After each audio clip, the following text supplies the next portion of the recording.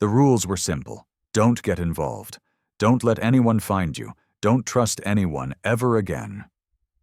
Elena had followed those rules for 3 years, staying alive by staying invisible. Then a helicopter crashed 2 meters from her hiding spot, and she broke every single rule to save a stranger. Some mistakes you make with your eyes wide open. Welcome back to Proudly Black Stories, my beautiful, amazing Pride family. You all have been so supportive, and I promise to always try my best to give you the best stories as I learn and improve every day. If this is your first time coming across my video, do comment below where you're watching from and hit subscribe to officially join the Pride family. Now, let's get into today's story. The city of Miami glittered below like scattered diamonds on black velvet.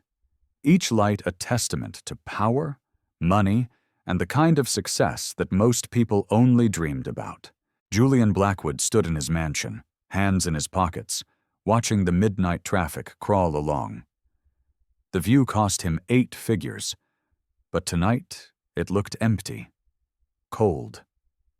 At 35 years old, he owned half the pharmaceutical research facilities on the eastern seaboard, employed over 10,000 people, and commanded boardrooms with a single glance.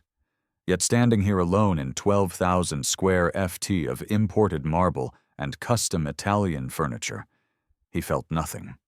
Behind him, the sound of whiskey hitting crystal broke the silence.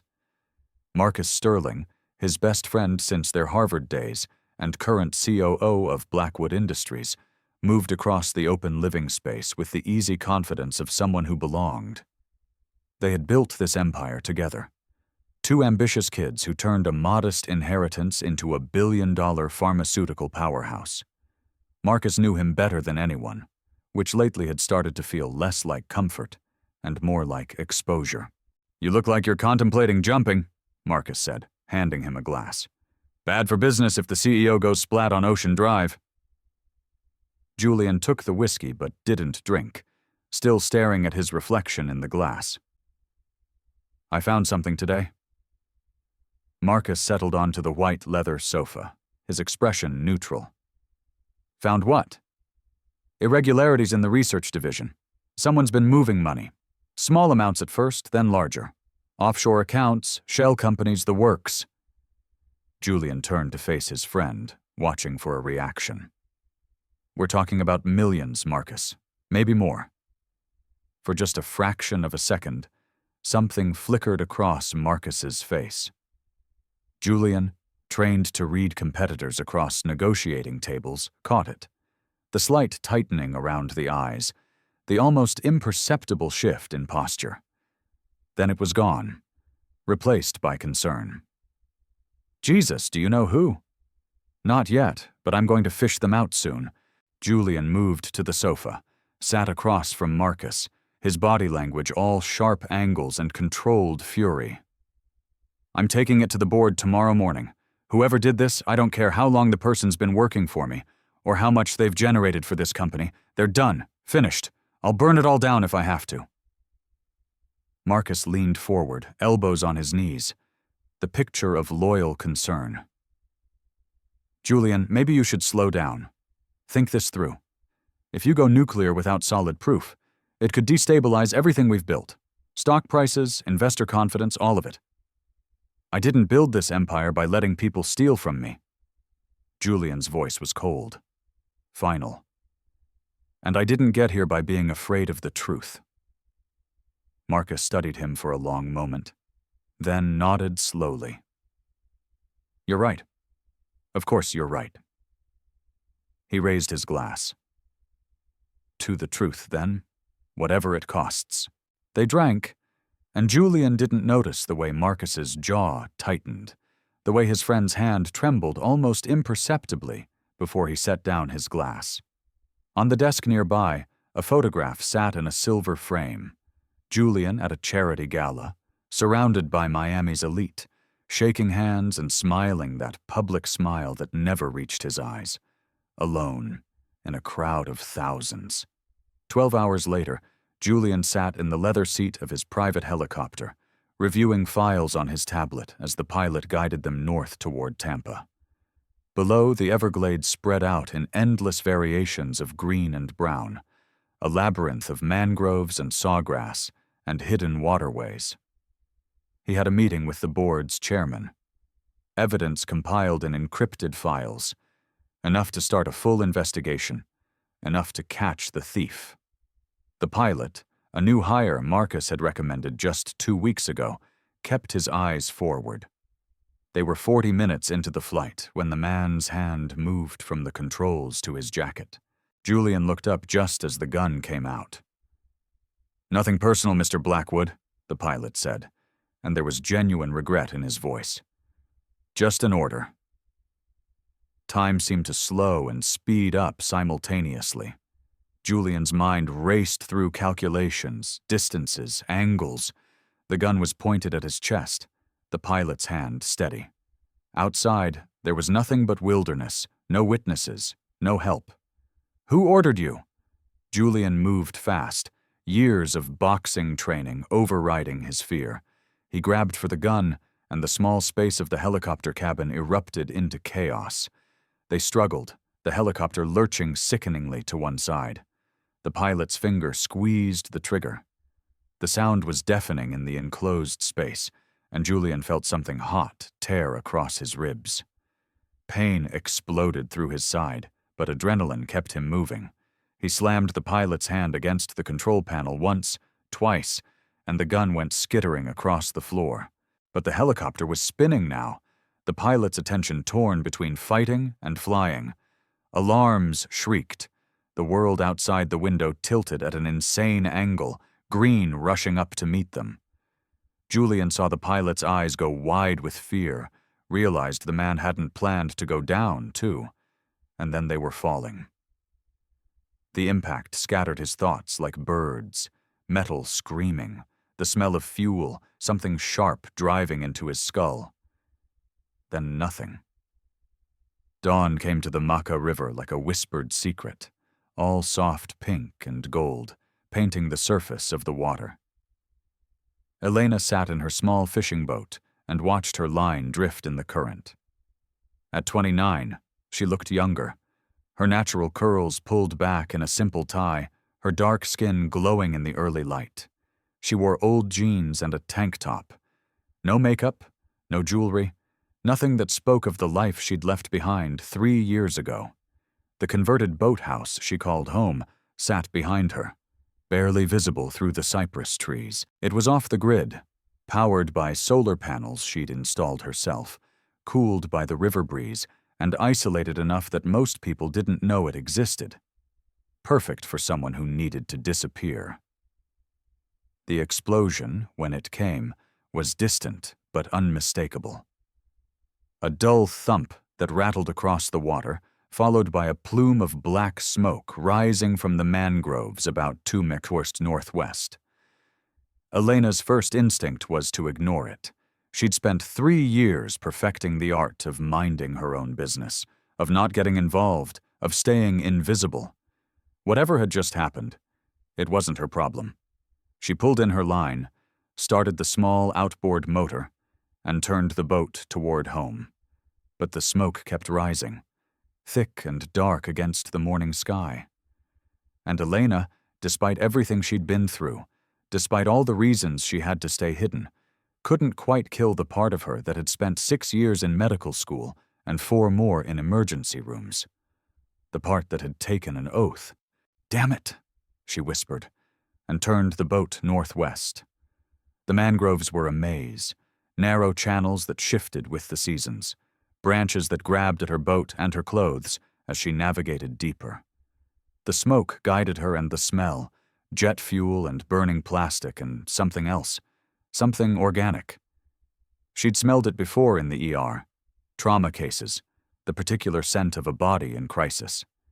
The helicopter, or what was left of it, had crashed in a small clearing where the mangroves thinned. The pilot was clearly dead, his body twisted at an angle that made Elena's stomach turn. But in the water, half submerged in the mud and sawgrass, she saw another shape. A man face down, one arm caught in the wreckage. Every survival instinct screamed at her to leave. This was how people got caught, how carefully constructed new lives fell apart. But her hands were already moving, tying off her boat, wading into the murky water that came up to her thighs. The man was heavy, clearly tall and muscular under his expensive suit, and it took all her strength to free him from the wreckage and turn him over. Blood matted his dark hair, streaming from a gash above his temple. More blood soaked his white shirt, torn open to reveal a muscular chest, and a bullet graze across his ribs. His face was all sharp angles and strong features, the kind of handsome that graced magazine covers and billboards. No ID visible, his pockets either empty or their contents lost in the crash. Elena pressed 2 fingers to his throat, felt a pulse, weak and thready. But there. "Okay," she said to no one. "Okay, you're not dying on me." Getting him to the boat was brutal work that left her gasping and soaked in sweat and river water. Getting him back to the boathouse took another 40 minutes of careful navigation, her mind racing the whole time. She should call the police, call the Coast Guard, call someone. But she couldn't, not without questions, not without explaining who she was and where she'd been, and why a doctor was living off the grid in a fishing shack. So she brought him home instead. Her boathouse had been a fish camp once, a single large room on stilts over the water, with a small loft bedroom, and a bathroom she'd renovated herself. It wasn't much, but it was clean and private. She had medical supplies, antibiotics she'd accumulated through careful trips to different pharmacies in different towns, always paying cash, never using insurance. She laid him on her bed, the only flat surface big enough, and went to work. The bullet wound was superficial, painful, but not life-threatening once she cleaned and dressed it. The head wound was more concerning. She shaved the area around the gash, irrigated it carefully, and stitched it closed with the same steady hands that had once worked trauma shifts at Miami General. Possible concussion, possible skull fracture, possible internal bleeding she couldn't detect without imaging equipment. All she could do was monitor him and hope. For 3 days, he burned with fever. Elena kept him hydrated through an IV she'd rigged, changed his dressings, sponged his forehead with cool water when his temperature spiked. She slept in the chair beside the bed, startling awake at every shift in his breathing. During the day, she studied him, this stranger she'd pulled from the swamp. His hands were strong but well kept. No calluses except for a pattern on his knuckles that looked like boxing training. His body was sculpted, the kind of physique that took time and money to maintain. The clothes she'd cut off him were custom-tailored Italian labels worth more than she'd spent on rent in the last 6 months. Whoever he was wealthy, which meant people would be looking for him. In her drawer, hidden under spare clothes, newspaper clippings yellowed with age told her own story. ER doctor wanted for questioning in suspicious death. Her face, younger and more hopeful, stared out from the newsprint. She'd been Dr. Elena then, rising star in emergency medicine, engaged to a fellow doctor, her whole future mapped out like a well-marked highway. Then Silas Vane had come into her ER, clutching his chest, and everything had fallen apart.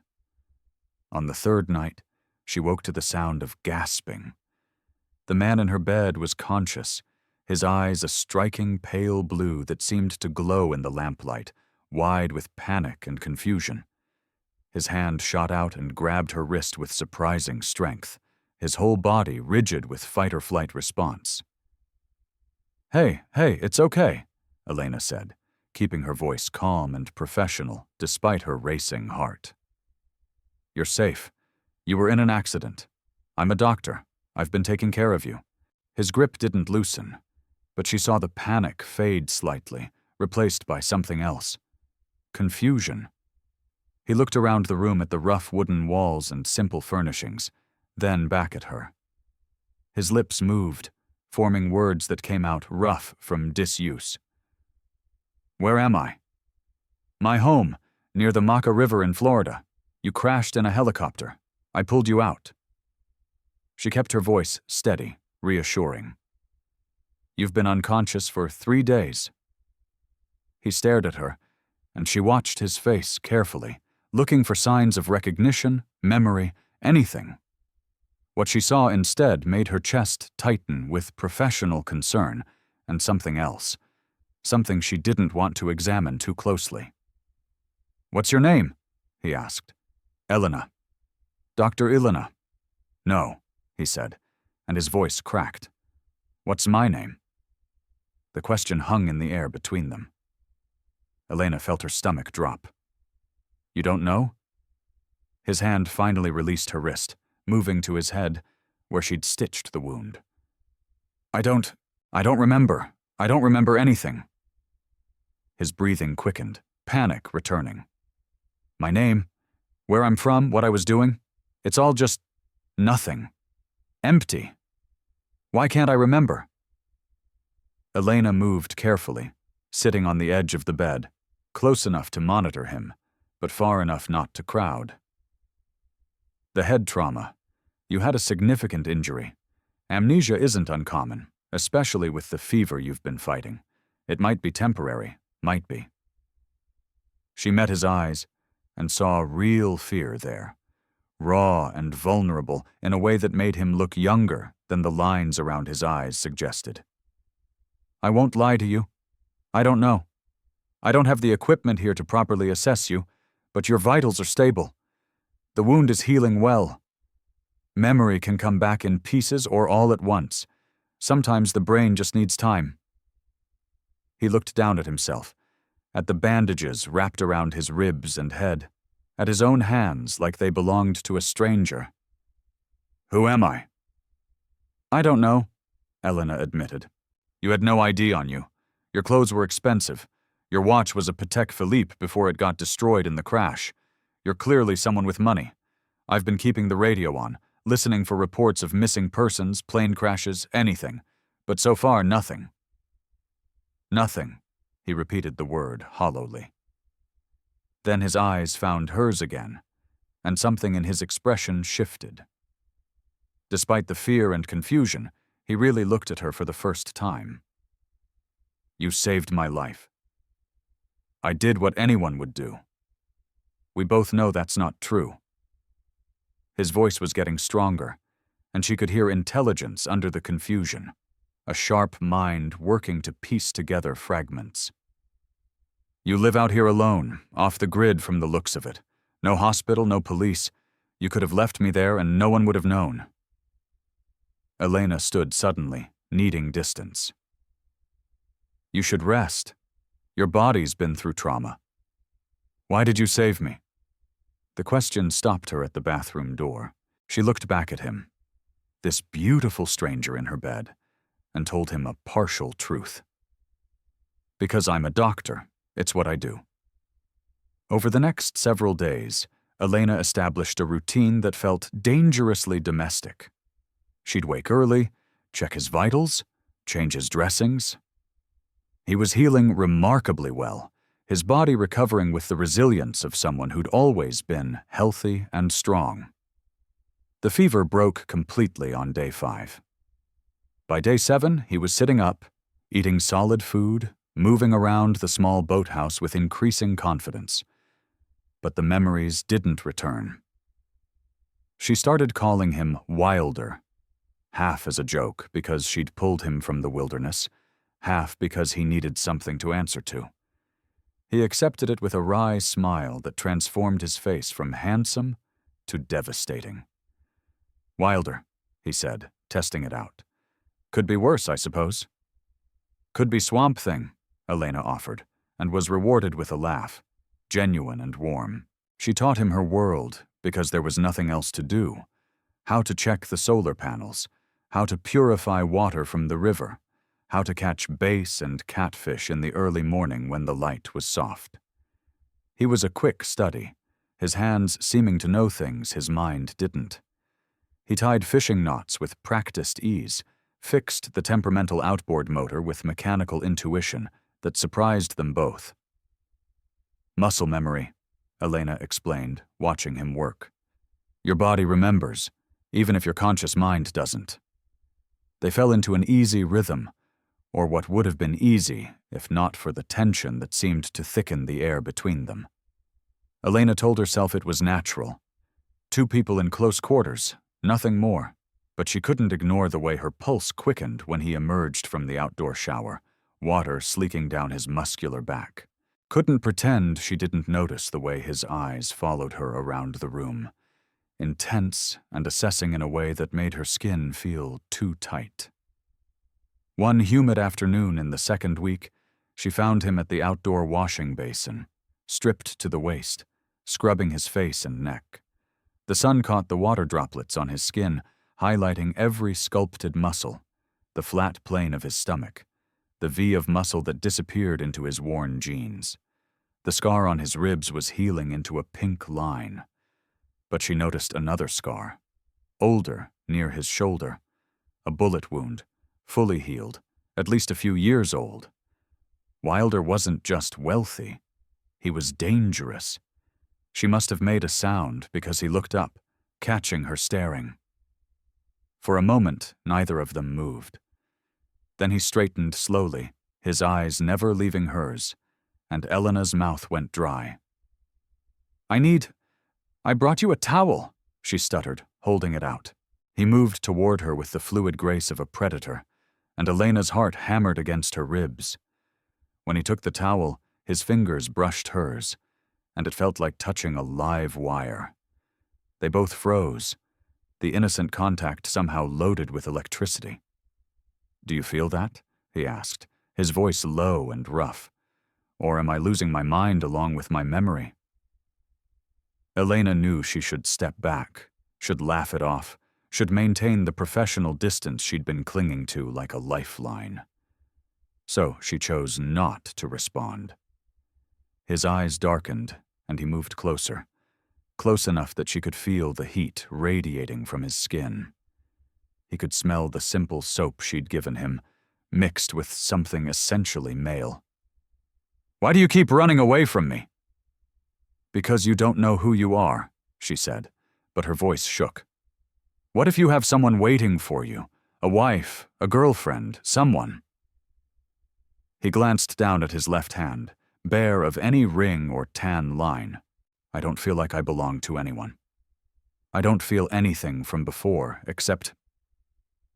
He reached up slowly, giving her time to pull away, and brushed a curl from her face. Except this. This feels real. You feel real.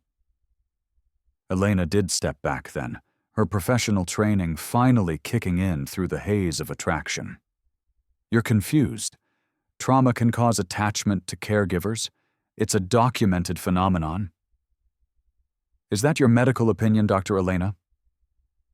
Something like amusement flickered across his face despite the tension. That I'm experiencing some kind of psychological transference. It's a possibility you should consider. Considered and rejected, he said simply. This isn't gratitude, Elena. I don't have words for what this is. Everything from before is blank, but when I look at you, I feel like I'm finally seeing clearly for the first time. The intensity in his gaze made her chest ache. She wanted to believe him, wanted to close the distance between them and give in to the magnetic pull that seemed to get stronger every day. But she couldn't. Not like this. Wilder, please. You're recovering. We can't do this. Can't or won't. Both. Neither. I don't know. She wrapped her arms around herself. Just give yourself time.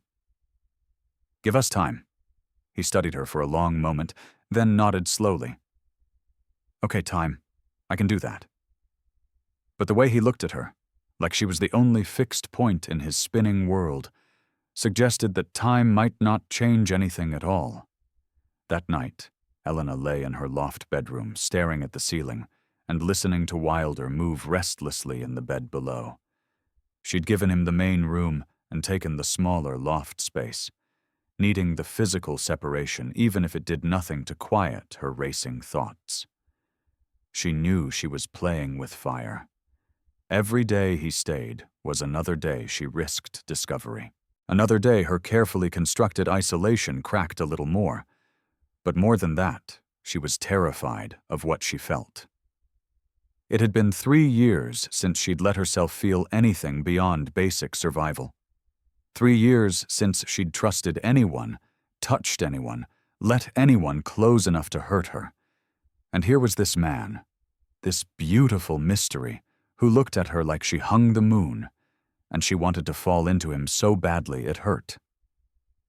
Around 2 in the morning, she heard him cry out, a nightmare. She climbed down the loft ladder and found him tangled in sheets, his body rigid, muttering words she couldn't make out. When she touched his shoulder, his eyes flew open, wild and unseeing. "Hey, you're safe," she said softly. "You were dreaming." He focused on her slowly, recognition dawning. "Elena," he sat up, running a shaking hand through his hair. "Sorry, there was someone, a face I almost recognized, and glass breaking, and I felt betrayed, angry. Then it was gone. The memories might start coming back in dreams first," she said, sitting carefully on the edge of the bed. "Professional distance," she reminded herself. "It's actually a good sign." "Didn't feel good," he said roughly, then quieter. "Stay, please. Just for a minute. I don't want to be left alone." Every rational thought told her to go back upstairs, to maintain boundaries, to protect herself. Instead, she found herself nodding. "Just until you fall asleep." He lay back down, and she sat there, perched on the edge of the mattress like a bird ready to flee. Then his hand found hers in the darkness, fingers intertwining, and Elena's breath caught. It was such a simple thing, holding hands, innocent. But the warmth of his palm against hers, the gentle pressure of his fingers, the implicit trust in the gesture, it unraveled something inside her chest. They stayed like that, not speaking, just breathing in sync in the quiet darkness. Outside, the river lapped gently against the pilings. An owl called from the cypress trees. And Elena felt a dangerous kind of peace settle over her. The kind that came from giving in, from lowering defenses, from admitting that maybe she wasn't as alone as she'd convinced herself to be. She felt when his breathing deepened and evened out, when sleep finally claimed him. She should have left then, should have reclaimed her hand and retreated to the safety of her loft. Instead, she stayed, her fingers laced with his, and watched the shadows move across his face until dawn painted the windows gold. 2 weeks after she'd pulled him from the wreckage, Elena admitted to herself that she was in serious trouble. Not the running for her life kind of trouble she'd been dealing with for 3 years, but something potentially more dangerous. She was falling for Wilder, this man with no past and an uncertain future, and she didn't know how to stop. They'd settled into something that felt like partnership. He'd taken over the heavier work around the boathouse, fixing the dock railing she'd been meaning to repair for months, reinforcing the solar panel mounts, cleaning fish with the kind of precision that spoke of practiced hands. She caught him sometimes staring at his own fingers with a puzzled expression, like he was trying to reconcile what they could do with what he couldn't remember learning. The heat of late summer pressed down on central Florida like a heavy blanket, making even the shade feel oppressive, which was how they ended up in the river one scorching afternoon. Both of them desperate for relief from the humidity that made the air feel solid. Elena wore a simple tank top and shorts, her hair piled on top of her head. Wilder had stripped down to his jeans, his torso still marked with healing scars, but undeniably beautiful in the dappled sunlight filtering through the cypress canopy. They'd waded out to where the water was chest-deep and cool, moving slow, and for a while they just existed in comfortable silence. Then Elena looked up and caught him staring. Not the furtive glances he'd been stealing for days, but an open, unguarded look of such raw want that it sent heat through her despite the cool water. "You're staring," she said, her voice coming out breathier than she intended. "I know," he said simply, making no effort to look away. "I can't help it. You're the most beautiful thing I've ever seen, at least that I can remember." Elena laughed despite the flutter in her stomach. Smooth for a man with no memory. He moved closer, water creating gentle ripples between them, his eyes never leaving hers. "Elena, I know I don't have the right to want you. I don't even know my own name. I could be a terrible person. I could have people waiting. I could be all wrong for you in ways neither of us can see yet." "Wilder," she started. But he kept talking, his voice low and intense. "But I really can't hide my feelings anymore and pretend I'm not falling for you. Every time you're near me, every time you smile, every time your hand brushes mine, I feel like I'm burning from the inside out. And I know you feel it too. I can see it in the way you look at me when you think I'm not watching." Her heart was pounding so hard she was sure he could hear it. "This isn't right." "I know, but I also need to know if you share even just a fragment of my feelings," he said, close enough now that she could see water droplets caught in his eyelashes. "Tell me I'm alone in this, and I'll stop. I'll keep my distance. I'll be whatever you need me to be. But tell me honestly, Elena, because I can't keep pretending this isn't eating me alive." She opened her mouth to give him all the rational reasons why this was a bad idea, to explain about trauma bonding and isolation, and the impossibility of building something real on such shaky ground. But what came out instead was, I can't tell you that." The space between them disappeared. He pulled her against him, and she gasped at the full body contact, skin on skin, the hard planes of his chest against her softness. For one suspended moment, they just stared at each other, the enormity of the line they were about to cross hanging heavy in the air. Then he kissed her, and thought became impossible. It wasn't gentle or tentative. It was desperate and hungry. 3 weeks of tension exploding between them. His mouth moved over hers like he was dying and she was oxygen, his hands sliding up her back into her hair. Elena melted into him, her own hands exploring the muscular landscape of his shoulders, his neck, the strong line of his jaw. He made a sound low in his throat, somewhere between a groan and a growl, and lifted her like she weighed nothing. Her legs wrapped around his waist instinctively, and the new position pressed them together in a way that made them both gasp. She felt him hard against her, felt her own body responding with an intensity that should have terrified her.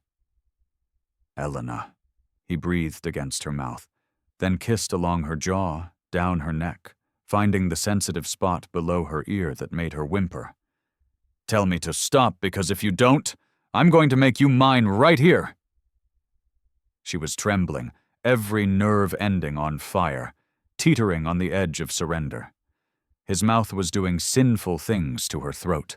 His hands gripped her thighs, and she wanted nothing more than to give in, to let this happen, to stop thinking and just feel. Then her phone rang. The sound was jarring. Impossible. She kept the phone off most of the time. The battery barely maintained because who was there to call?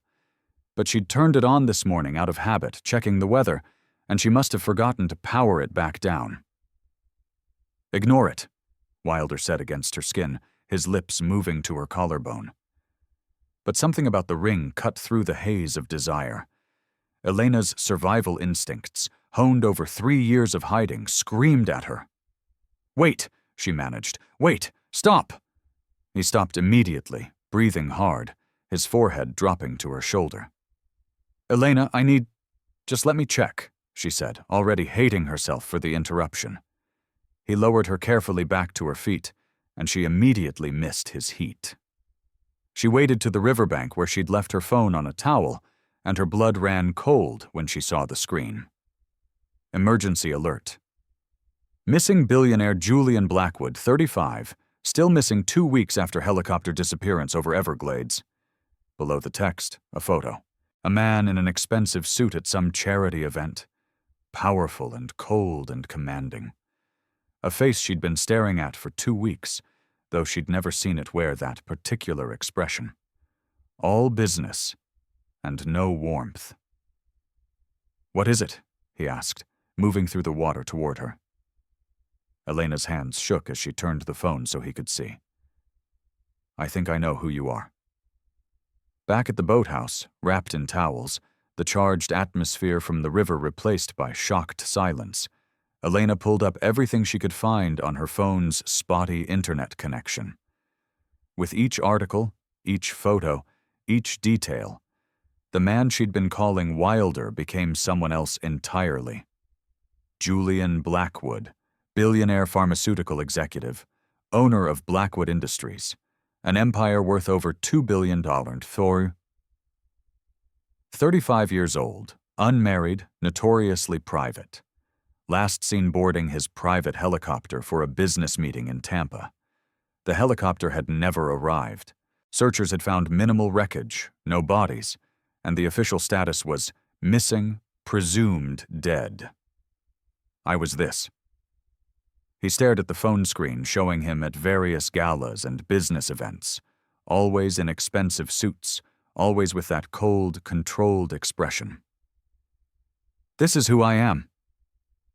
"According to this, yes. Julian Blackwood, you own half of Miami." He scrolled through images, his expression growing more troubled with each one. "I look miserable." Elena had noticed that too. In every photo, even the ones where he was shaking hands or accepting awards, there was a hardness to him, an isolation that seemed almost deliberate. "You look powerful and alone," he said quietly. Then he stopped on one image, his body going rigid. "Him. I know him." The photo showed Julian with another man, both in suits, both smiling for the camera. The caption read, "Julian Blackwood and Marcus Sterling, best friends since college, transform pharmaceutical industry." "Marcus Sterling," Elena read, "your COO and apparently your best friend." "I see him in my nightmares," Julian said, his voice hollow. "His face, and I feel betrayed, angry. What if he's the one who... What if the helicopter crash wasn't an accident?" Elena's medical mind immediately wanted to caution him about false memories, about the brain filling in gaps with imagination. But the helicopter had been shot down. There had been a gun in the wreckage, and that bullet graze on his ribs suggested violence. "We need to figure out what really happened," she said carefully. But Julian was still scrolling, and he stopped on another image, a stunning blonde woman in a designer gown standing close to him at some event. The caption, "Julian Blackwood and ex-fiancée Sienna Montgomery maintain friendly relationship despite split." Elena's stomach dropped. "You had someone." "What?" Julian stared at the photo for a long time, and Elena held her breath, waiting for recognition, for memory, for some sign that the woman in the picture meant something to him. Instead, he looked up at her with those piercing blue eyes and said, "I don't know her. I don't remember knowing her." "You were engaged to her." "Maybe I was. But when I look at this picture, I see a stranger standing next to someone I don't recognize. It's like looking at actors in a movie." He set the phone down deliberately and moved closer to Elena.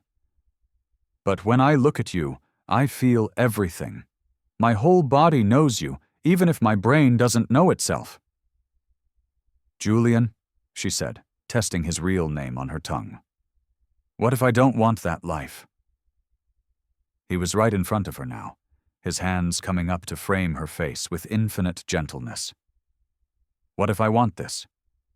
You don't mean that. You're confused. You're isolated. It's natural to form attachments under these circumstances." "Stop analyzing me like I'm one of your patients," he said, a hint of frustration breaking through. "You're not my doctor right now, Elena. You're the woman I'm falling in love with." The words hung in the air between them. Love. He'd said love. Elena felt tears prick her eyes because this was impossible. All of it.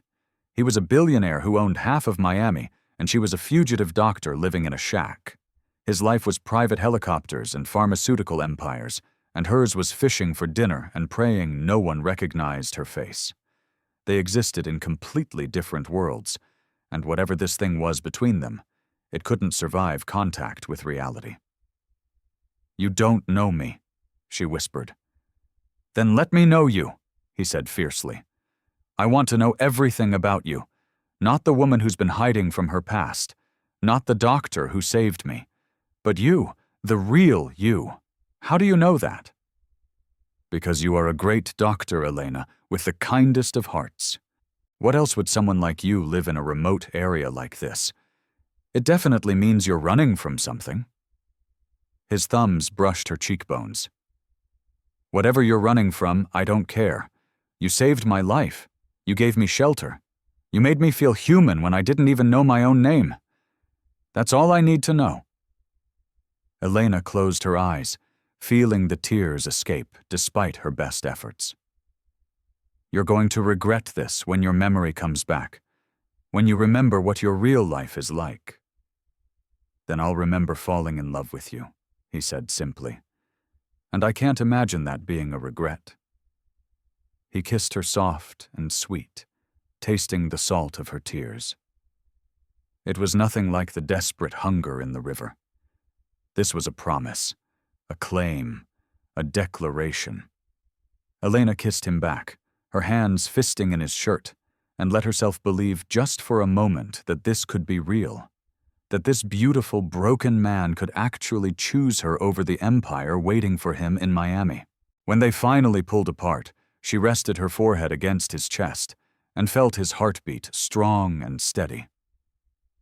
"What happens now?" "Now," he said into her hair, "we figure out what really happened to that helicopter. Because if someone tried to kill me once, they'll try again. And I need to know who and why before I can decide anything about the future." That made sense. That was logical. But Elena couldn't shake the feeling that once they opened this door, once they stepped back into his real world, everything between them would shatter like glass. That night, neither of them could sleep. They sat on the dock, feet dangling over the water, shoulders touching. Julian. Elena still thought of him as both names now. Her Wilder and the stranger Julian Blackwood had been quiet for hours. Processing, she assumed, trying to reconcile the man he'd become over 2 weeks with the man in those photos. "Tell me about Apex Pharma," he said suddenly. Elena startled. "What?" "In the articles, my company, Blackwood Industries, was negotiating with a company called Apex." Elena's blood ran cold. Of all the companies, all the names he could have fixated on, it had to be that one. "Why are you asking about Apex?" "I don't know. Just a feeling. Like there's something I'm supposed to remember about them." He looked at her, and even in the darkness, she could feel the intensity of his gaze. "You reacted to the name. Why?" She should have lied, should have deflected, but she was so tired of secrets. And if they were going to do this, if they were going to try to build something real, it had to be built on truth. 3 years ago, she said slowly, I was an ER doctor at Miami General. One night a man came in, a pharmaceutical executive named Silas Vane. Heart attack symptoms, rapid decline. Nothing we did helped. He died on my table. Julian listened without interrupting, his hand finding hers. Later, when I was filling out paperwork, I noticed inconsistencies. His blood work showed compounds that didn't match any medication he was supposed to be on. I started asking questions, did some digging. Silas Vane worked for Apex Pharma. I found evidence suggesting he'd been poisoned. Jesus, Julian breathed. Before I could take it to the police, men showed up at my apartment. They knew what I'd found. They told me to forget what I saw or I'd be next. They had photos of me, of my routine, of people I loved. The message was clear. She laughed bitterly. So I ran, changed my name, changed my life, ended up here. I've been hiding ever since. Julian was quiet for a long moment. Then he pulled her against him, his arm around her shoulders. Apex Pharma, the name in my nightmares. Elena, what if we're connected? What if I was investigating them? What if that's why someone wanted me dead? The pieces were falling into place, a conspiracy bigger than either of them. If you were looking into Apex, if you found something that threatened them, or whoever's working with them. Marcus, Julian said with certainty. It has to be Marcus. He was my COO. He'd have access to everything. If he was selling out to Apex, embezzling money, covering up illegal trials or worse, then you finding out would destroy him, Elena finished. So he tried to kill you. They sat with that terrible knowledge, the river moving endlessly beneath them. Finally, Julian spoke, his voice rough with emotion. You saved my life, and now you're in danger because of me. If anyone connected to Apex finds out you're here, if they realize you witnessed that murder 3 years ago and you're with me now. We don't know that they know, Elena said, but her voice lacked conviction. We can't risk it. We need to be smart about this. He turned her to face him, his hands on her shoulders. I should go back to Miami, confront Marcus, figure out what's really happening. But I need you safe first. Is there somewhere you can go? Someone you trust? There's no one, Elena admitted. And I'm not leaving you to walk into danger alone, Julian. These people are willing to kill. They've already tried once with me. They've already threatened you, which is exactly why you need someone watching your back. She set her jaw stubbornly. I'm not some helpless damsel, Julian. I survived 3 years on my own. We do this together or not at all. He stared at her, and she watched emotions flicker across his face. Frustration, fear, something that might have been pride. Then he kissed her, hard and fierce. You're impossible. You're arrogant, she shot back. We're going to get each other killed. Probably, he laughed, the sound startling them both. Okay, together. But we need a plan. Evidence. Something concrete before we go back to Miami. We can't just show up and accuse a billionaire of attempted murder without proof. They spent the next 2 days planning, researching, building a timeline of events. Julian's memories were still mostly absent, just fragments and feelings. But the nightmares were getting more frequent and detailed. He remembered arguing with Marcus about money, about ethical lines being crossed. Remembered finding discrepancies in financial reports. Remembered the moment before the crash with crystalline clarity. The pilot's gun, the fall. Elena watched him piece himself together, and she saw the man from those photos starting to emerge. The cold competence, the strategic mind. It should have worried her, this glimpse of who Julian Blackwood really was. Instead, it made her want him more because she'd seen him at his most vulnerable, and knew that beneath the billionaire armor was a man capable of real feeling. One evening, she found him on the dock, staring at nothing, tension radiating from every line of his body. "What are you thinking?" she asked, settling beside him. He was quiet for so long she thought he wouldn't answer. Then, that I should take you back to Miami, to my real life. Show you what that world is like before you make any decisions about us.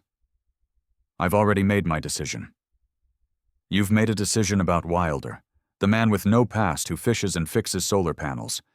But you don't know Julian Blackwood, the man who built an empire by being ruthless, who treated people like assets and relationships like business transactions. What if you don't like that man? Elena turned him to face her. Do you really think you can separate yourself like that? You're not two different people. You're both the man you were and the man you're becoming. And She took a breath, steadying herself. I'm choosing all of it. All of you. His eyes searched hers. Why?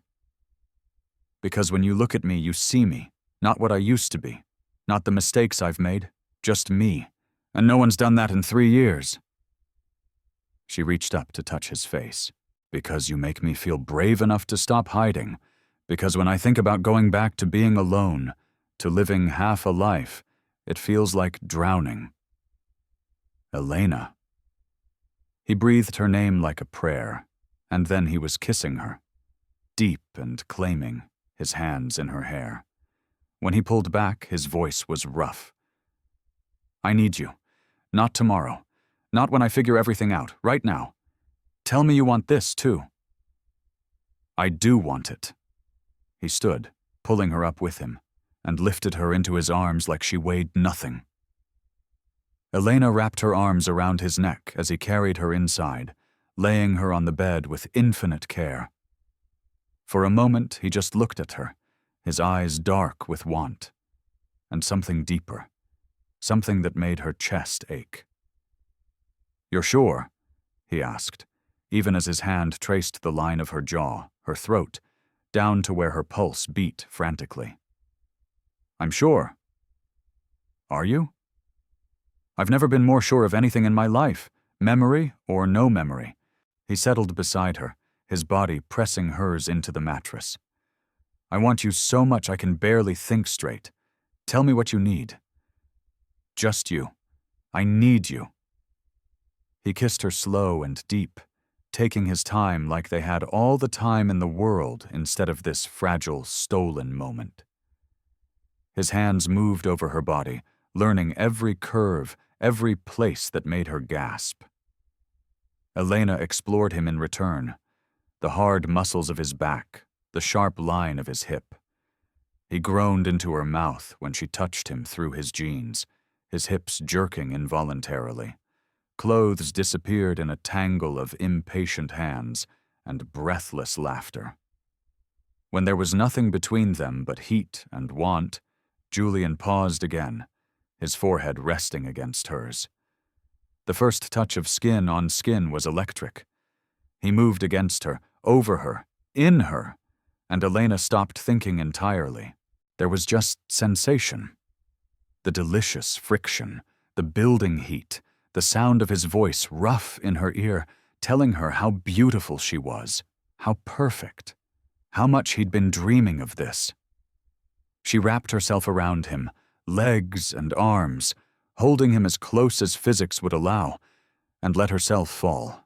After, wrapped in sheets, sweaty and trembling and satisfied in a way she'd forgotten was possible, Julian held her against his chest and pressed kisses to her temple, her hair anywhere he could reach.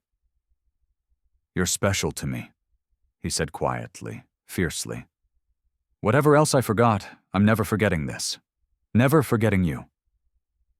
Elena traced patterns on his chest, feeling his heartbeat slow. I need to tell you something about why I'm really here hiding. You told me about Apex, the man who died, the threats. There's more. She took a breath. His name was Silas Vane. When I found the evidence of poisoning, I also found trial records. Apex was running illegal drug trials on people, mostly poor, mostly desperate. They'd pay them cash, run experiments, and if there were complications... She felt sick remembering. They'd eliminate them, make it look like heart attacks or accidents. Silas Vane had found out, was going to blow the whistle so they killed him. Julian went very still beneath her. You found proof of this? I had proof. Medical records, financial transactions. I hid copies before I ran, but I've been too afraid to do anything with them. If I surface, if I go to the authorities, the people who threatened me will come after me again. His arm tightened around her. Elena. Apex Pharma. I've been trying to remember. In the articles, Blackwood Industries was in merger talks with Apex. What if Marcus was planning to sell my company to the people who murdered your patient? What if that's what I found out?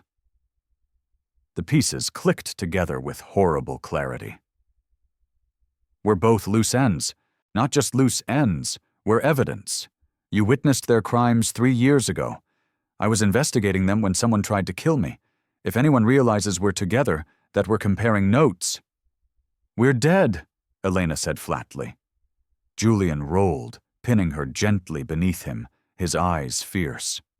No, I won't let that happen. You hear me? I just found you. I just figured out what it feels like to actually care about another person. And I am not losing you to some corporate murderers." "Julian, they have money, power, connections." "So do I," he said. And for the first time, she saw the billionaire in him, the man who'd built an empire. "I have resources they don't know about. People who owe me favors, contingencies. I didn't get to where I am by being easy to kill. They already tried once and I survived. Because you saved me." He kissed her softly. "Now let me save you back. Let me protect you." Elena wanted to argue, wanted to insist she didn't need protecting. But the truth was, she'd been running scared for 3 years, looking over her shoulder, jumping at shadows. And here was this man, this impossible, beautiful man, offering to stand between her and the monsters. How could she say no to that? "Okay," she whispered. "Together." "Together," he promised. "When this is over, I'm taking you so far away from here. Somewhere no one can find us, somewhere safe. And I'm going to spend every single day making you forget you were ever afraid." She believed him, which was either the smartest or stupidest thing she'd ever done. But lying there in his arms, feeling his heart beat against hers, Elena chose to believe, chose to hope, chose to let herself love this man who'd crashed into her life and turned everything upside down. Outside, night sounds filled the air, frogs and insects, and the endless whisper of the river. Inside, they held each other close. 2 broken people trying to make something whole. And for now, for tonight, that was enough. The next morning arrived with deceptive calm, sunlight streaming through the boathouse windows like nothing in the world had changed. But everything had changed. Elena woke wrapped in Julian's arms, his breath warm against her neck. And for a moment, she let herself pretend this was normal, that they were just 2 people in love without billion-dollar conspiracies and murder attempts hanging over their heads. Then Julian's body went rigid against hers. "Someone's coming," he whispered, already moving, pulling on jeans with the kind of efficiency that spoke of danger training she'd never seen him use. 2 vehicles, maybe 3. I can hear them on the access road." Elena's heart slammed against her ribs. The access road was barely a road, more like a glorified path that most people didn't even know existed. No one came out here by accident. She scrambled out of bed, throwing on clothes, her mind racing through possibilities. Local authorities wouldn't send multiple vehicles. Tourists wouldn't know how to find this place, which meant whoever was coming, they were looking specifically for them. Julian was already at the window, peering through a gap in the curtains. His entire body language shifted into something predatory and alert. This wasn't Wilder, the gentleman who'd learned to fish and fix solar panels. This was Julian Blackwood, and Elena could suddenly see exactly how he'd built an empire. Black SUVs, professional. 3 vehicles, probably 6 to 8 men. "Police?" Elena asked, though she already knew the answer. "Private security?" His jaw was tight. Expensive private security. They heard the vehicles stop, doors opening, the crunch of boots on gravel. Julian moved to the door, positioning himself between Elena and whatever was coming, and she saw his hand close around a fishing knife, the only weapon they had. It was pathetic against what sounded like a small army, but his grip was sure, his stance balanced. The knock, when it came, was almost polite. "Mr. Blackwood," a man's voice called through the door, professional and calm. "My name is Jax, head of Blackwood Industries Security. Everyone's been looking for you, sir. We're here to bring you home." Julian's eyes met Elena's, a whole conversation passing between them in that glance. "Trust no one. Stay close. Be ready to run." "Jax," Julian called back. His voice transformed into something commanding and cold. "I remember you. I also remember why I ended up in that helicopter. And it wasn't an accident. So, forgive me if I'm not eager to go anywhere with you." A pause. Then Jax again. And Elena could hear the careful calculation in his tone. "Sir, you've been through significant trauma. It's natural to be confused, paranoid even. But Mr. Sterling has been devastated by your disappearance. The whole company has. Let us bring you home safely. Get you proper medical attention." "Marcus," Julian said, and Elena heard the rage simmering under the word. "Marcus tried to kill me. I remember everything, Jax. The embezzlement, the Apex deal, all of it." Another pause, longer this time. When Jax spoke again, his voice had changed, lost some of that professional warmth. "Mr. Blackwood, I have orders. You can come willingly, or we can make this difficult. Your choice." Julian looked at Elena, and she saw the calculation in his eyes, weighing options, running through scenarios. They were outgunned, trapped, with nowhere to run except the river and mangroves against trained security personnel. They'd be caught in minutes. "What about the woman?" Julian called out. "Dr. Thorne saved my life. She's not part of this." "Our orders include Dr. Thorne as well," Jax said, and Elena's blood ran cold. They knew who she was, which meant Marcus knew, which meant Apex knew. "No one gets hurt if you both come quietly." Julian turned to her, his voice dropping to barely a whisper. "When I move, you run for the boat, the river, into the mangroves, as deep as you can go. Don't look back." "I'm not leaving you," Elena hissed. "You don't have a choice. If they take us both, we're dead. At least if you run, you have a chance." He touched her face, quick and fierce. "Please, Elena, let me protect you this once." Before she could argue, Julian yanked open the door. Jax stood on the other side, exactly as professional as he sounded, 40-some with military bearing and eyes that had seen too much. Behind him, 5 other men in tactical gear, hands on weapons, but not drawn. "I'll come with you," Julian said, stepping out onto the porch. "But she stays. She has nothing to do with Blackwood Industries or Marcus or any of this." Jax's eyes flicked to Elena, visible through the doorway, and something in his expression shifted. Not quite sympathy, but close. "I'm afraid that's not possible, Mr. Blackwood.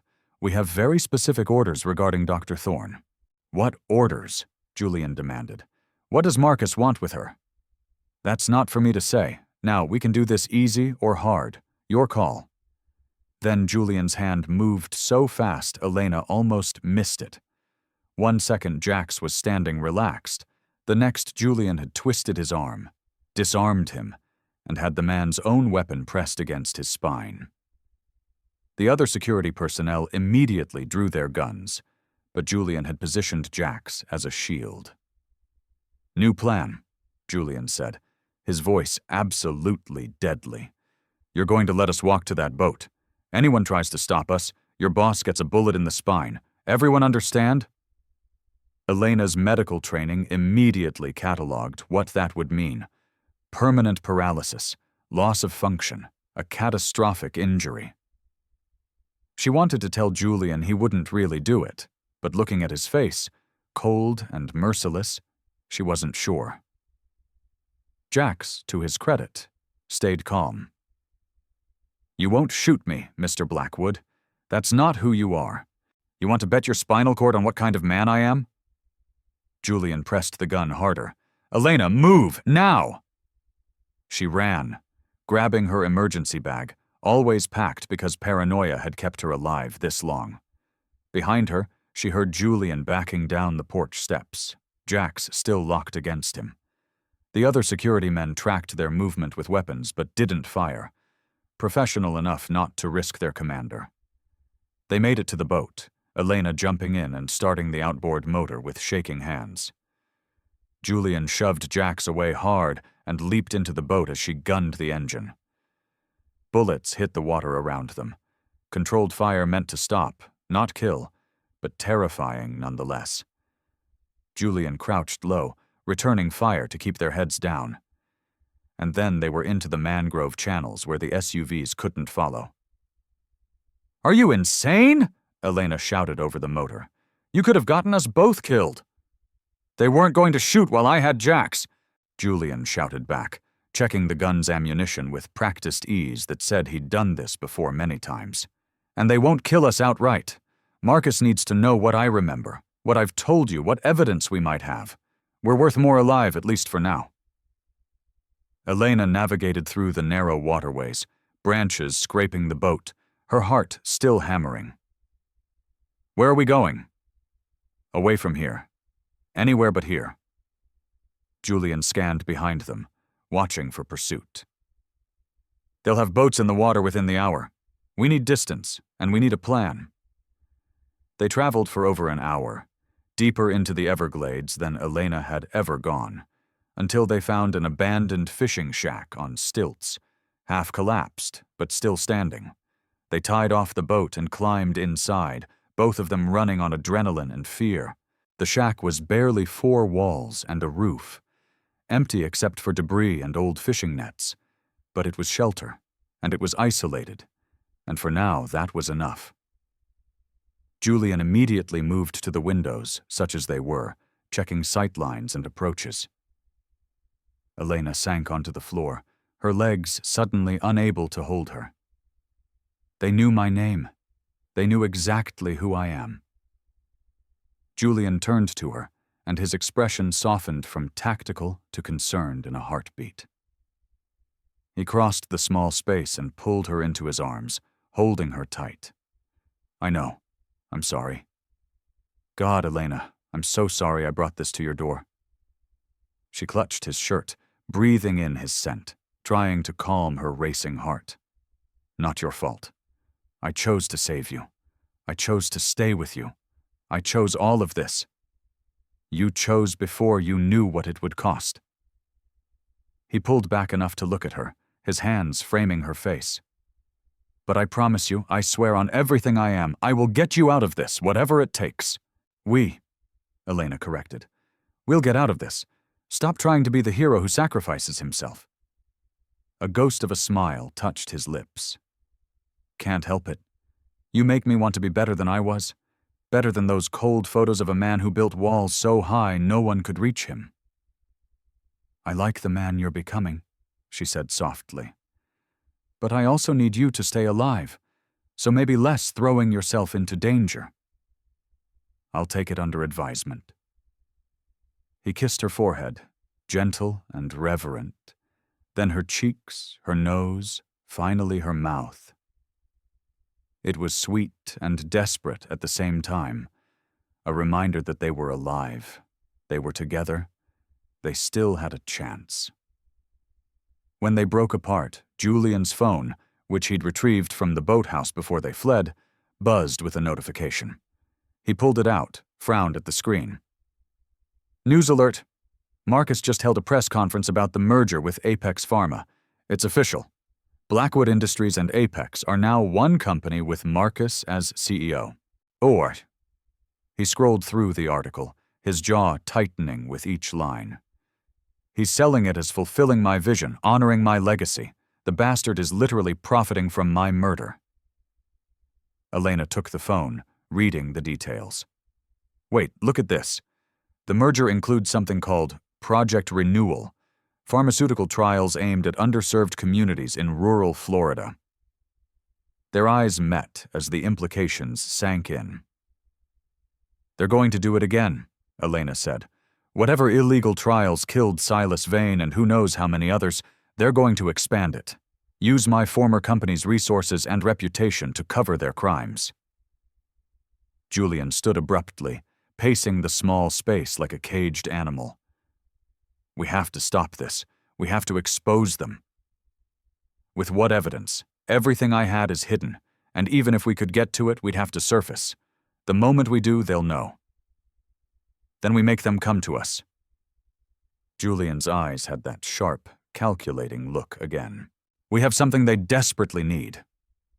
What? Me. Alive. With my memory. I'm a walking, talking inconvenience to Marcus's entire plan. As long as I'm out here, I'm a threat. So, we use that. Elena didn't like where this was going.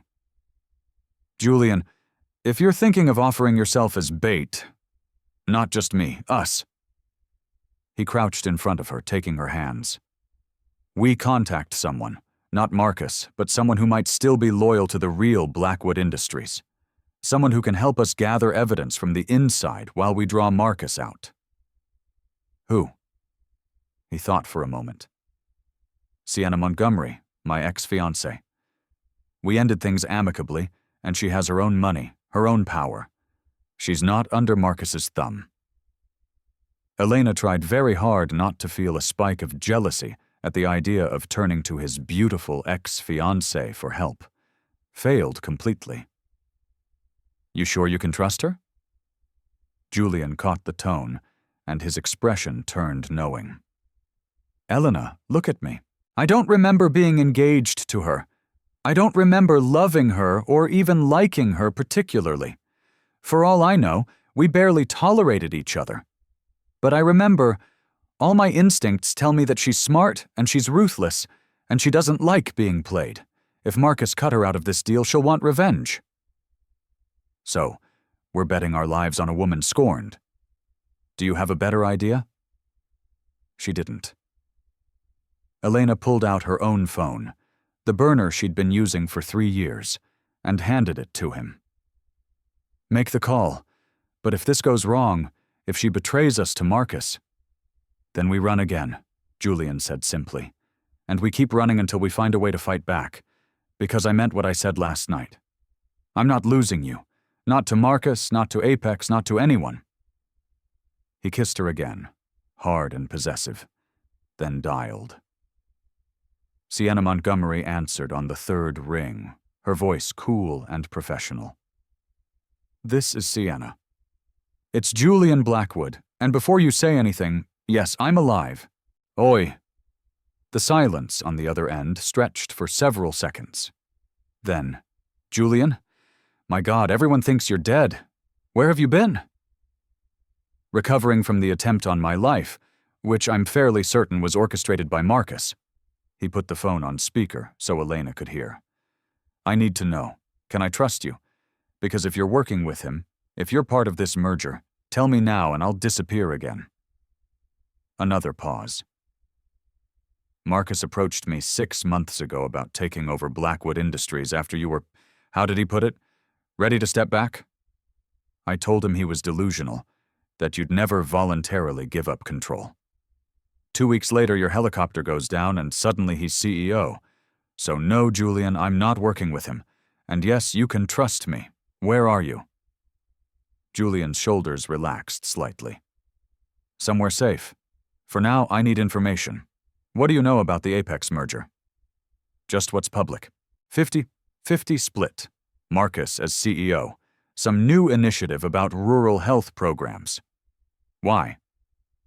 Because Apex Pharma has been running illegal drug trials, killing people who get in their way, and Marcus has been helping them do it. Sienna's sharp intake of breath was audible. You have proof? Working on it, but I need your help. Can you get into Blackwood headquarters? Access my private server. Your biometrics won't work if they've locked you out of the system. I have backdoors Marcus doesn't know about. I'll walk you through it. But Sienna, this is dangerous if they catch you. Sienna's voice was dry. I've been navigating dangerous men my whole life. Tell me what you need. They spent the next 20 minutes going over the plan. Sienna would go to Blackwood Industries under the pretense of collecting some personal items. Julian had left her things that would be believable enough to get her into the building. Once there, she'd access his private server using credentials only he knew. Download everything, financial records, emails, anything that proved Marcus's embezzlement and involvement with Apex. There's one more thing, Julian said, glancing at Elena. Dr. Elena Thorne. She witnessed an Apex murder 3 years ago, has been in hiding ever since. They know about her now, and they're trying to eliminate both of us. Dr. Elena Thorne, Sienna said slowly. I remember that case. They tried to make it sound like she was unstable, possibly involved in the death herself. Classic discrediting. She's a witness, Julian said firmly, and she's under my protection. Whatever happens, she stays safe. That's non-negotiable. There was something in his tone, a possessiveness that made Sienna's voice turn knowing when she spoke again. I see. Well, then I'll make sure we have evidence to clear her name too. Give me 6 hours. I'll call you when I have something. She hung up, and Julian set down the phone, exhaling slowly. Under your protection? Elena asked, one eyebrow raised. Damn right you are. He pulled her into his lap, his arms banding around her waist. That woman, ex-fiancé or not, needs to understand that you're mine, that nothing and no one touches you without going through me first. Elena should have bristled at the caveman routine. Instead, she felt heat pull low in her belly, her body responding to the raw possession in his voice. Yours completely? Absolutely, in every way that matters. His hand slid up her spine into her hair, tilting her head back so he could look into her eyes. Last night wasn't just sex, Elena. That was me claiming you, marking you, making sure every part of you knows who you belong to. I don't belong to anyone, she said, but her breathless voice undermined the words. No? His other hand traced her hip, her waist, higher. Then why is your heart racing? Why are you trembling? Why do you look at me like you want me to strip you bare and take you right here on this dirty floor? Because she did. God help her. Despite the danger, despite everything, she wanted his hands on her skin, wanted to feel alive and connected and claimed. We don't have time for this. Sienna is gathering evidence. Marcus's people are looking for us. We have 6 hours before that call comes, Julian said, his mouth moving to her throat, finding her pulse point and sucking gently. And I need to remind you exactly why you're staying with me, why you're not running, why giving yourself to me was the smartest decision you've ever made. His arrogance should have annoyed her. Instead, it made her laugh, breathless and wanting. You think very highly of yourself, Mr. Blackwood. I think very highly of us. He stood, lifting her with him, and Elena wrapped her legs around his waist instinctively. And I think we both need this, need to remember what we're fighting for. He was right. In the chaos of running and fear, she'd forgotten the feel of his skin, the taste of his mouth, the way he looked at her like she was the only thing in the world that mattered. He laid her down on the cleanest section of floor, his body covering hers, and kissed her until thinking became impossible. Tell me you want this, he said against her lips. Tell me you want me. I want you, Elena gasped as his hand slipped under her shirt, finding bare skin. God, Julian, I want you so much it scares me. Don't be scared, not of this, not of us. He stripped away her clothes with urgent efficiency, his own following, until there was nothing between them but need. I've got you. I'll always have you. They came together, desperate and fierce, the fear of the morning transmuting into passion, into connection, into the bone-deep certainty that whatever came next, they'd face it together. Julian whispered promises against her skin, told her she was beautiful, perfect, his, always his. And Elena let herself believe it, let herself fall completely, knowing that loving this man might destroy her, but not loving him would be worse. After, tangled together on the floor, sweaty and satisfied, Julian traced lazy patterns on her back and spoke quietly. When this is over, really over, I'm taking you somewhere no one knows us. Maybe the Greek islands or Thailand, somewhere we can just exist without looking over our shoulders. That sounds like a fantasy, Elena said, but she let herself imagine it anyway. It's a promise. You and me, Elena. That's the future I'm fighting for. She lifted her head to look at him. This complicated, intense man who'd crashed into her life and turned everything upside down. I love you. I know it's fast. I know it's crazy, but I love you. His eyes softened, and he pulled her up for a kiss that tasted like promises. I love you too, more than I thought I was capable of loving anyone. You saved my life. Now let me save yours. We save each other, Elena corrected. That's how this works. Deal. They stayed like that, holding each other in the ruins of the fishing shack until Julian's phone rang 4 hours later. He answered immediately. Sienna? I'm in. Jesus, Julian, what Marcus has done. It's worse than we thought. Her voice was tight with controlled anger. I have everything. Financial records showing $300 million in embezzlement over 2 years. Emails between Marcus and Dr. Lydia Vance at Apex, planning your assassination. Proof of illegal trials in rural Florida communities. Human experimentation. At least 30 deaths covered up as natural causes. Elena's hand flew to her mouth. 30 deaths. 30 people like Silas Vane killed for profit. Can you get it to the FBI? Julian asked. The SEC, the media, everywhere at once. Already done. I've sent copies to every regulatory agency and major news outlet I can think of. But Julian, there's a problem. The files triggered some kind of trace. Marcus knows someone accessed your private server. He's on his way to the building right now, and he's bringing security. Get out of there right now, Sienna. Don't wait. Don't try to be a hero, just run. Way ahead of you. I'm already in my car. A pause. But you need to know. He's also dispatched teams to sweep the Everglades. He knows you're out there somewhere, and he's pulling out all the stops to find you. Julian swore viciously. How long do we have? An hour? Maybe 2. The evidence is out there now, but it'll take time for authorities to move on someone like Marcus. Until then, he's desperate and dangerous. Understood. Thank you, Sienna. I owe you. You really don't. That man tried to destroy everything you built and kill you in the process. I'm just returning the favor. Her voice softened slightly. Take care of yourself, Julian, and take care of your doctor. She must be something special to inspire this much loyalty. She's everything, Julian said simply, his eyes on Elena. Everything I didn't know I needed. He hung up and immediately started gathering their minimal supplies. We need to move. If they're sweeping the area, they'll find this place eventually. Where do we go? Elena asked, already pulling on her clothes. Somewhere they won't expect. Somewhere public enough that they can't make a move without witnesses. He thought for a moment.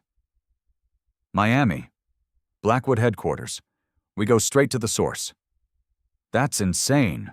That's literally walking into the lion's den. Exactly. Which is why they won't expect it. Plus, by the time we get there, the evidence will be spreading. Marcus will be dealing with federal agents, media, his whole world collapsing. He won't be able to touch us without confirming every accusation. It was crazy. It was also, Elena had to admit, probably their best shot. Okay, but we do this smart. We don't go in alone. Julian nodded, already texting on his phone. I'm calling Jax, the man who just tried to capture us, the man who let us escape when he could have shot us, who looked uncomfortable when Marcus's orders came through. Jax is a soldier, Elena. He follows orders, but he has a code. And I'm betting that code doesn't include murdering his boss and covering up human experimentation. He dialed, waited. Jax answered on the second ring. Mr. Blackwood. Jax, I'm about to make you an offer. You can keep following Marcus's orders, help him cover up his crimes, and go down with him when the FBI comes knocking. Or you can do the right thing. Help me expose him and walk away clean. Silence on the line. Then, what crimes are we talking about? Embezzlement, murder, illegal human experimentation causing at least 30 deaths. It's all documented. All being sent to federal agencies as we speak. Marcus is done, Jax. The only question is whether you go down, too. More silence.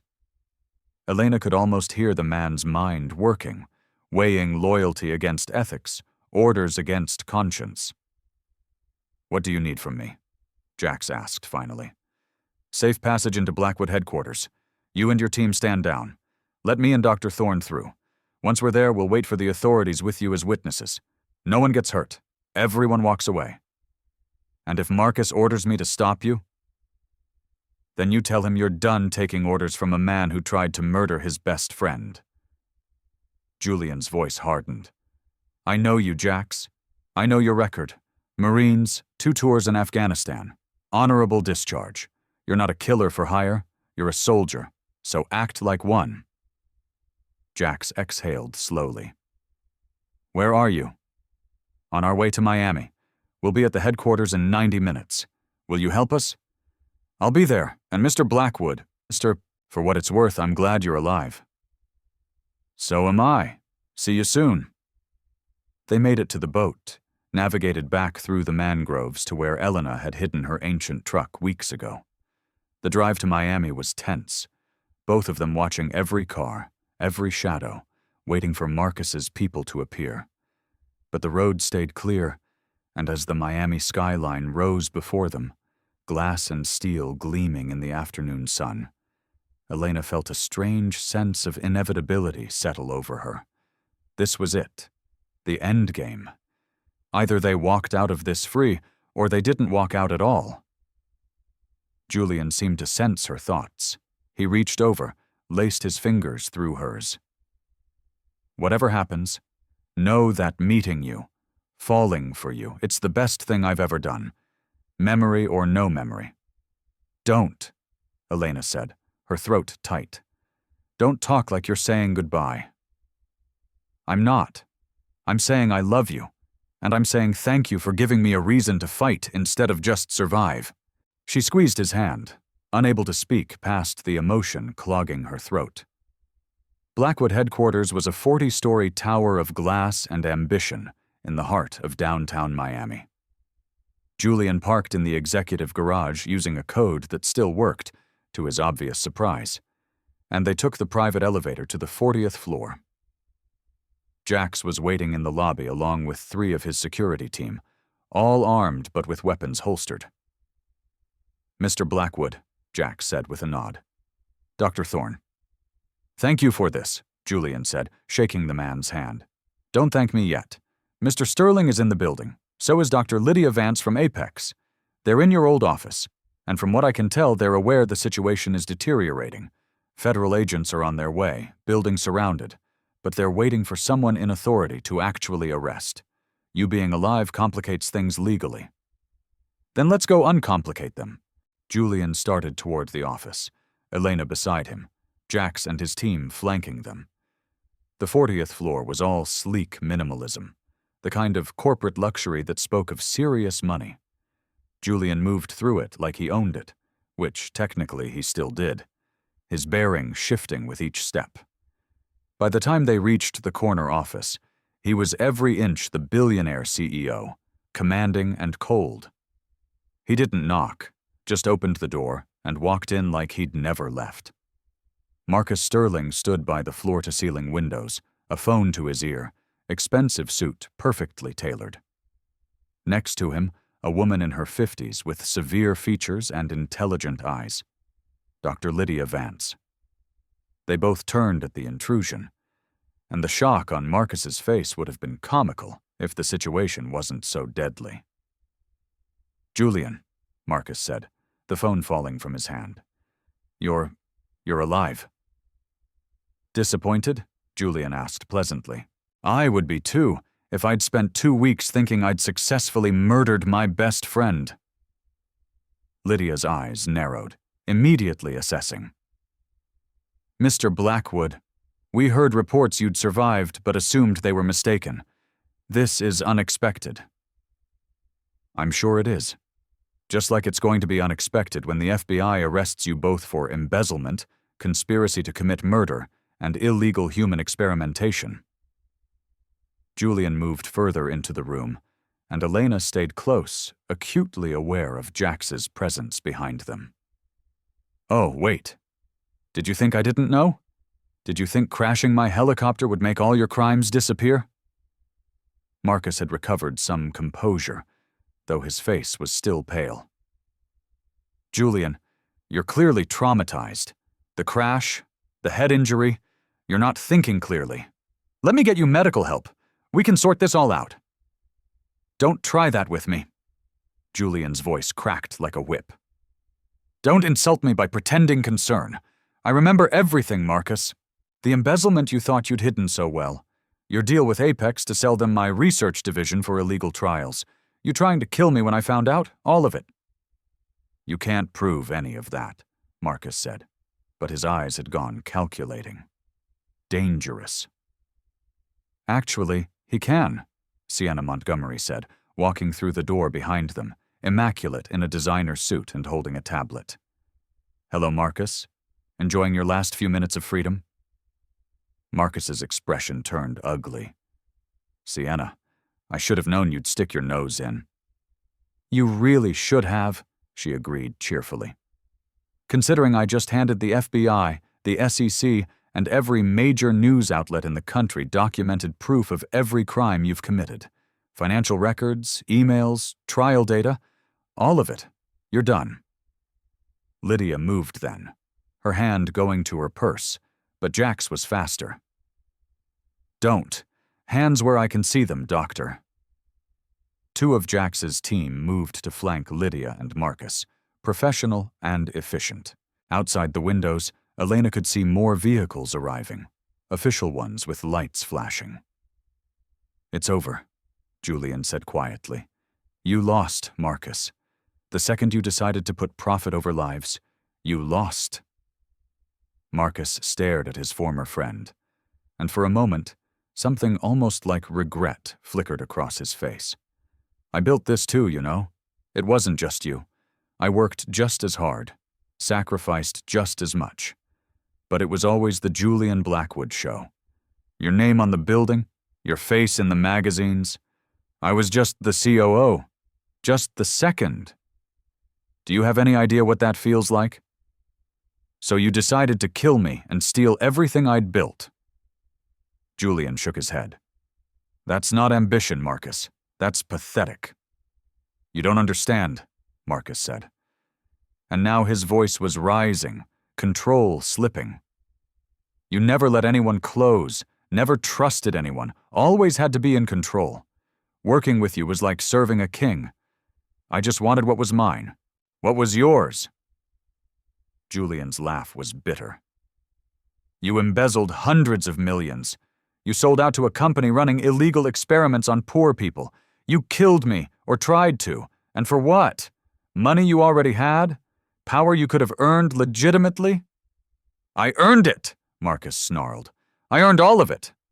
"Then you should have taken it honestly." Julian stepped closer, and Elena saw the rage he'd been holding back finally surface. "You were my best friend, the one person I trusted completely, and you tried to kill me. Do you have any idea? Can you even comprehend what that betrayal feels like?" "About as well as you comprehend what it felt like to be in your shadow for 15 years, Marcus shot back. The door burst open, federal agents flooding in, weapons drawn, shouting commands. Marcus and Lydia were pushed to the ground, handcuffed, read their rights. Through it all, Julian just stood there, watching his former friend and business partner brought down, his expression unreadable. Elena moved to his side, took his hand. He gripped hers like a lifeline. "Mr. Blackwood." One of the agents approached, badge out. "Special Agent Rivera, FBI. We need to take your statement." "Of course, but first I need you to know that Dr. Elena Thorne is a witness, not a suspect. She witnessed an Apex Pharma murder 3 years ago and has been in hiding under threat. I want full immunity and protection for her before we proceed." Agent Rivera glanced at Elena, recognition dawning. "The Silas Vane case. We've been wanting to talk to you for a long time, Doctor." "And I've been wanting to talk to you," Elena said, finding her voice. "I have evidence, medical records, financial transactions, proof that Apex has been killing people who threaten their illegal operations. I'll give you everything, but I need guarantees." "We can arrange that, Mr. Blackwood, if you'll both come with us." They were escorted out, past Marcus and Lydia being loaded into separate vehicles, past crowds of Blackwood Industries employees watching in shock. The media had already arrived, cameras and reporters swarming, shouting questions. Julian ignored them all, his arm around Elena, sheltering her from the chaos. At the federal building, they spent hours giving statements, going through evidence, confirming details. Sienna joined them, as did Jax, all of them pieces in the puzzle that would take down not just Marcus Sterling, but the entire corrupt network he'd built with Apex. By the time they were finished, the sun had set, and Elena was exhausted in a way that went bone deep. Agent Rivera assured them protective custody was available if they wanted it, but Julian declined. "I have my own security now," he said, glancing at Jax, who nodded. "And I think we've earned one night of peace." They ended up back at Julian's penthouse, the same one from the night this all started. Jax and a small team swept it first, declared it secure, then left them alone. Elena stood at the floor-to-ceiling windows, looking out at the Miami lights, and felt like she'd stepped into another world. "This is where you lived," she said softly. "This is where I existed," Julian corrected, coming up behind her, wrapping his arms around her waist. "That boathouse with you, that was living." She leaned back against him, letting his warmth seep into her. "What happens now?" "Now Marcus and Lydia go to prison for a very long time. Apex Pharma gets dismantled and investigated. Blackwood Industries gets restructured with actual oversight and ethics." He turned her to face him. "And you get your life back, your medical license, your reputation, everything." "I don't want my old life back," Elena said, surprising herself with the certainty. I don't know what I want. Everything's changed. Then we'll figure it out together." He cupped her face, his thumbs stroking her cheekbones. "I meant what I said about taking you somewhere. Greece, Thailand, anywhere you want. We can disappear for a while. Let the dust settle. Just be together without all this weight." "You'd really walk away from all this?" She gestured at the penthouse, the city beyond. "Your empire?" "In a heartbeat. Because you taught me something, Elena. You taught me that success without connection is just expensive loneliness, and I'm done being lonely." He kissed her softly. "So, yes. I'll restructure the company, put people I trust in charge, and then I'm taking the woman I love on the vacation of a lifetime, assuming she'll have me." Elena felt tears prick her eyes. The good kind this time. "Are you asking me to run away with you, Mr. Blackwood?" "I'm asking you to build a life with me. Not running, not hiding, just living. Really living the way we did in that boathouse." His expression turned vulnerable. "I know it's fast. I know we've only known each other a few weeks. But Elena, when I think about my future, you're in every part of it. So I'm asking, will you give us a real chance? No conspiracies, no danger. Just you and me figuring out what we can be." She kissed him instead of answering with words, pouring everything she felt into it. 3 years of loneliness and fear dissolving in the certainty of his arms around her. When they finally broke apart, both breathless, she smiled. "Yes, to all of it. Greece, Thailand, building a life, everything, yes." Julian's answering smile was blinding. He lifted her into his arms, carrying her toward the bedroom. "Good, because I have plans for you, Dr. Thorne, starting with making sure you understand exactly how thoroughly you've ruined me for anyone else." "Ruined you?" Elena laughed, her arms around his neck completely, irrevocably. "I'm yours, Elena. Every broken, rebuilt piece of me belongs to you." He laid her on the bed, his body covering hers. "Now, let me spend the rest of the night proving it." And he did, with his hands and mouth and whispered words that sounded like prayers. They made love slow and sweet, then fast and desperate, then slow again, learning each other without the shadow of danger hanging over them.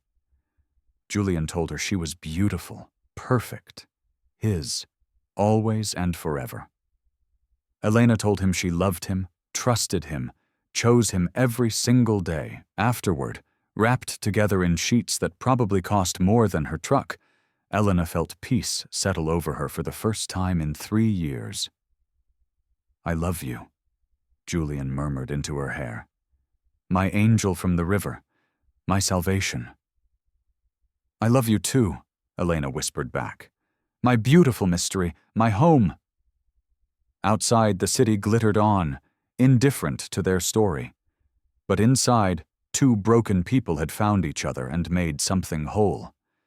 And that, Elena thought, as sleep finally claimed her, was more valuable than any empire. 6 months later, Elena stood in the doorway of her new clinic, watching the sun set over the Maka River. The building was state-of-the-art, fully equipped, and completely free to anyone who needed care. The sign above the door read, "Thorn Community Medical Center," funded by the Blackwood Foundation and staffed by doctors who believed medicine was a right, not a privilege. Behind her, Julian wrapped his arms around her waist, his chin resting on her shoulder.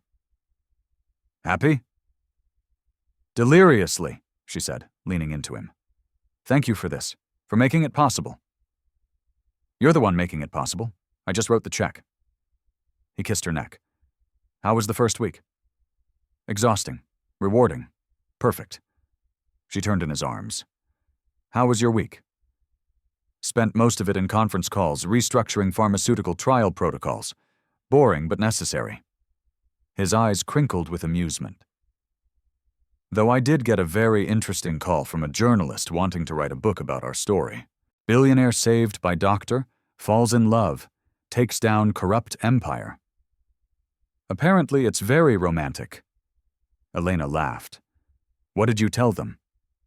"That our story isn't for sale. It's just for us." He pulled her closer. "Besides, how could anyone capture what we have? The fear, the hope, the way you looked at me when I couldn't even remember my own name." "The way you looked at me like I was the only thing in the world that mattered," Elena added softly. "You were. You are." He kissed her slow and thorough. "Ready to go home?" Home was the boathouse, which Julian had renovated into something beautiful while keeping its essential character. Solar panels, running water, and actual insulation, but still the same peaceful isolation that had sheltered them when they needed it most. They split their time between there and the Miami penthouse, between quiet and chaos, between simplicity and luxury. But wherever they were together, and that made it home. As they walked to the car, Elena's hand in Julian's, she thought about how far they'd both come. Marcus and Lydia were awaiting trial, facing decades in prison. Apex Pharma had been dismantled, its victims compensated, its crimes exposed. Blackwood Industries had become a model for ethical pharmaceutical research with Julian as chairman and a new CEO he actually trusted. And Elena, she had her life back. Her medical license reinstated, her name cleared, her purpose renewed. But more than that, she had love. Real, deep, complicated, beautiful love with a man who saw her, all of her, and chose her anyway. "What are you thinking?" Julian asked as they drove along the coast, windows down, warm air rushing in. "That I'm glad you crashed into my life," Elena said. He laughed, the sound full and genuine. "Literally crashed. Best crash ever." "Agreed." He brought her hand to his lips, kissed her knuckles. "Though let's not make a habit of it." "Deal." Oser, they drove into the sunset. 2 souls who'd found each other in the wreckage and built something extraordinary from the ruins. Their story wasn't perfect. It was messy and complicated and started with violence and fear. But it was theirs, hard-won and true. And in the end, that was all that mattered. Elena Thorne had spent 3 years hiding from life, and Julian Blackwood had spent 35 years locked away from feeling. But together they'd learned to live, to love, to be vulnerable and strong in equal measure. The river had brought them together, love had made them whole, and the future, stretching bright and uncertain before them, was theirs to write together. Always together. 1 year, 3 months, and 17 days after Julian Blackwood died and came back to life, he woke up in the boathouse to the sound of rain on the tin roof and the warm weight of Elena's body sprawled across his chest. Her natural curls tickled his jaw, one of her legs tangled between his, and he lay perfectly still, not wanting to disturb this exact moment. Outside, the Maka River sang its eternal song, and somewhere in the cypress trees, an osprey called to its mate. His phone buzzed on the nightstand, probably the 6th message from his new CEO about the quarterly earnings call. Julian ignored it. Those days of checking his phone before his eyes were fully open, of prioritizing empire over existence, felt like they belonged to a stranger, which he supposed they did. Elena stirred against him, her lips brushing his collarbone in a sleepy kiss that sent heat straight through him, despite a year of mornings exactly like this. "You're thinking too loud," she murmured, her voice rough with sleep. "Just thinking about how I almost missed this," he said, his hand tracing lazy circles on her bare back. "If that helicopter hadn't crashed, if you hadn't been fishing that morning, I'd still be that miserable bastard in the photographs." "Fishing," Elena corrected, lifting her head to look at him with those intelligent dark eyes that still made his breath catch. "I was fishing, past tense, because someone convinced me that running a free clinic and splitting time between here and Miami meant I didn't have enough hours to sit in a boat at dawn." "I never said you couldn't fish. I said I wanted you in bed at dawn instead." His hand slid lower, making her gasp. "Much better use of morning hours." She laughed, that full-throated sound he'd become addicted to, and pushed up to straddle him, the sheet falling away. "You're insatiable. Only for you." He gripped her hips, looking up at her like she was every sunrise he'd ever missed. "Every single day for the rest of my life, only for you." Her expression softened, and she leaned down to kiss him slow and deep. When she pulled back, there were tears in her eyes, the happy kind. "I have something to tell you." Julian's heart stopped, then started again at double speed because he recognized that particular tone, hope, fear, and joy all mixed together. "Elena? Julian, I'm pregnant." The words came out in a rush. 8 weeks. I found out yesterday at the clinic, but I wanted to wait until we were here, in this place where everything started, to tell you. The world tilted sideways. Julian sat up carefully, bringing her with him, his hands framing her face. We're going to have a baby." "We're going to have a baby," she confirmed. And now she was crying for real, smiling through the tears. "I know we didn't plan it. I know it's fast. But Julian, I want this. I want everything with you." He kissed her then, tasting salt and joy and the future all at once. When he could speak, his voice came out wrecked. "I spent 35 years convinced I didn't know how to love anyone, that I was too broken, too cold, too damaged. Then you pulled me out of a swamp and taught me that being broken just means there's room to rebuild into something better.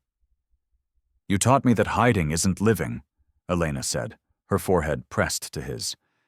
"That sometimes the scariest thing, opening your heart, is the only thing worth doing. Our kid is going to be so confused when we tell them how we met," Julian said, and felt her laugh against his chest. "Mommy saved Daddy from a helicopter crash and they fell in love while running from murderers." Totally normal origin story.